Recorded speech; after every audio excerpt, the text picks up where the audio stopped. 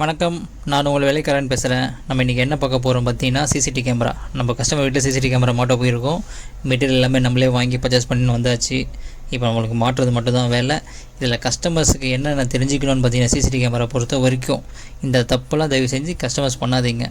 என்னன்னு கேட்டிங்கன்னா, சில பேர் வந்து கொட்டேஷன் கம்மியாக கொடுக்குறாங்கன்னு சொல்லிட்டு அவங்ககிட்ட நம்பி போயிடுவாங்க.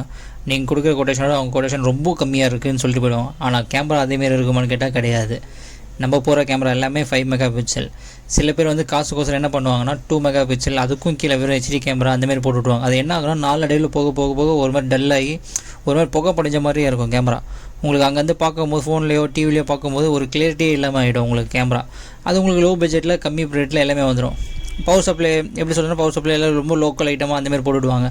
கரெக்டான குவாலிட்டி போட்டிங்கன்னா போடுறீங்க, உங்களோட சேஃப்டிக்கோசரம் போடுறீங்க, அதை பக்காவாக நல்ல குவாலிட்டியாக ஒரு 5 மெகா பிக்சல் நல்ல கிளியரிட்டியாக இருக்கிறதா போட்டுட்டிங்கன்னா உங்களுக்கு நல்ல யூஸ்ஃபுல் பக்காவாக இருக்கும். நீங்கள் எப்போ செக் பண்ணாலும் யார் வந்துட்டு போனான்றது கிளியராக, ஆள் யார் உங்களுக்கு அந்தளவுக்கு ஒரு கிளியராக இருக்கும் உங்களுக்கு. அதனால் எப்பவுமே போடுறீங்க ஒரு நல்ல குவாலிட்டி ஐட்டமாக போடுங்க. அப்புறம் இன்னொன்று என்னென்னா, இதுக்கான பைப் லைன் தனியாக ஓட்டுங்க. கேமராவுக்கு வந்து யார் வந்து பண்ணாலும் சரி, எலக்ட்ரிக்கல் லைன்லாம் எடுக்காதீங்க. எலக்ட்ரிக்கல் பைப்போடு எலக்ட்ரிக்கல் ஒயர் இருக்கிற பைப்பில் இந்த கேமரா ஒயர் தள்ளிங்க என்ன ஆகுன்னா, உங்களுக்கு கேமரா கிளியரிட்டி வராமல் ஒரு மாதிரி பிளராக ஆக ஆரம்பிச்சிடும். ஒரு மாதிரி சின்னதாக அலையா ஒரு டிஸ்டர்பன்ஸ் மாதிரி இருக்கும் கேமராவுக்கு. மேக்ஸிமம் அதை தவிர்த்துருங்க.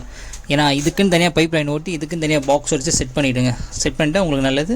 செட் பண்ணிவிட்டு மெயினாக இன்டர்நெட் லைன் கொடுத்துருங்க. இன்டர்நெட் லைன் கொடுத்தா தான் நீங்கள் எங்கே போனாலும் சரி, வீடியோ லாக் பண்ணிட்டு எங்கே போனாலும் உங்கள் ஃபோன்லேயே பார்த்துக்கலாம். அதான் மெயினான ரீசன். நம்ம ஒர்க்கு எல்லாமே முடிச்சாச்சு, கேமரா ஒர்க்கு போட்டு செக்கும் பண்ணியாச்சு.